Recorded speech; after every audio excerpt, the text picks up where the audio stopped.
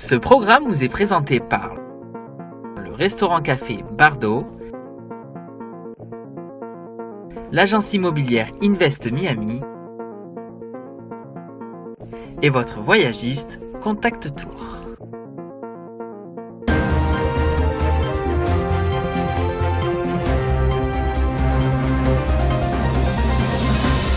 Bienvenue dans le journal de Bonjour America, je suis Audrey Mazins, voici l'actualité. Tout de suite, nous commençons avec ce qui se passe en Tchétchénie où la répression que subissent les hommes homosexuels est montée d'un cran. Pour la première fois depuis Hitler, les personnes LGBT sont enlevées et emmenées de force dans des camps de concentration. Traquées, arrêtées, torturées et souvent entassées à 30 ou 40 dans une même cellule et régulièrement battues et détenues à l'isolement dans des prisons tenues secrètes.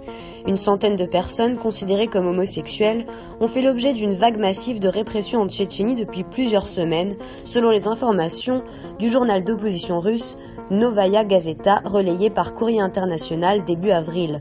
Au moins 3 personnes auraient ainsi trouvé la mort, mais des témoins assurent qu'il y en aurait beaucoup plus.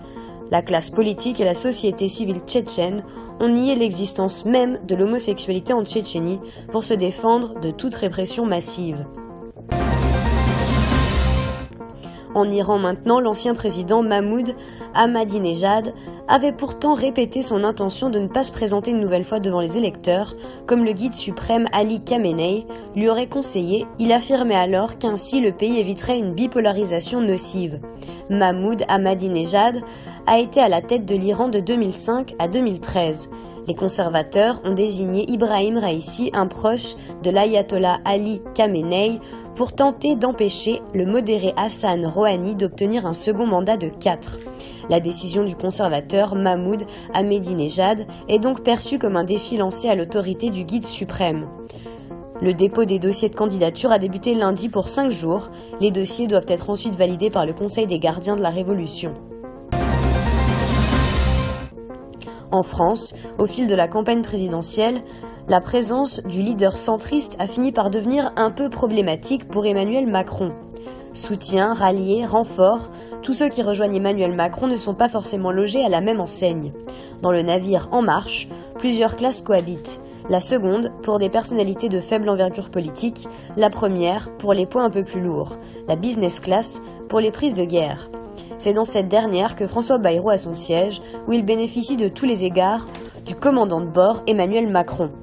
De tous les leaders politiques ayant apporté leur soutien, le chef du MoDem est le seul à avoir obtenu un accord avec En Marche pour les élections législatives. Au minimum 15 députés, de quoi constituer un groupe à l'Assemblée nationale. François Bayrou apporte aussi non seulement son expérience des campagnes présidentielles, il en a perdu 3, mais aussi sa connaissance du terrain. Aux États-Unis maintenant, à New York, la Russie a posé mercredi son veto à un projet de résolution du Conseil de sécurité demandant une enquête internationale sur l'attaque chimique de Khan Sheikhoun imputée au régime de Bachar al-Assad.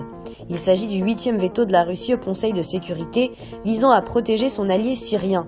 Le président des États-Unis, Donald Trump, a dans la foulée affirmé, aux côtés du secrétaire général de l'OTAN, Jens Stoltenberg, que l'Alliance Atlantique était un rempart pour la paix internationale. François Hollande a estimé que Moscou prenait une lourde responsabilité. De son côté, le ministre britannique des Affaires étrangères, Boris Johnson, s'est dit consterné mercredi soir de cette décision. La Russie a choisi le mauvais camp, a déclaré Johnson dans un communiqué publié à Londres. Plus au nord, au Canada, Québec n'aurait pas l'intention d'interdire les pitbulls du territoire. L'enjeu des derniers mois consistait à déterminer s'il fallait limiter et encadrer la circulation de ce type de chien ou bien interdire carrément d'en posséder sur tout le territoire.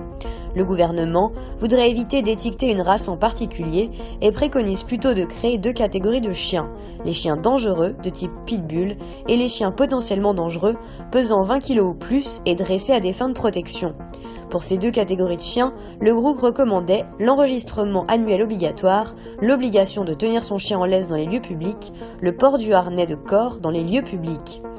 Pour les chiens pitbull, s'ajouterait l'obligation de porter une muselière dans les lieux publics, la stérilisation et l'installation d'une clôture en vue d'empêcher le chien de quitter le lieu de la propriété privée.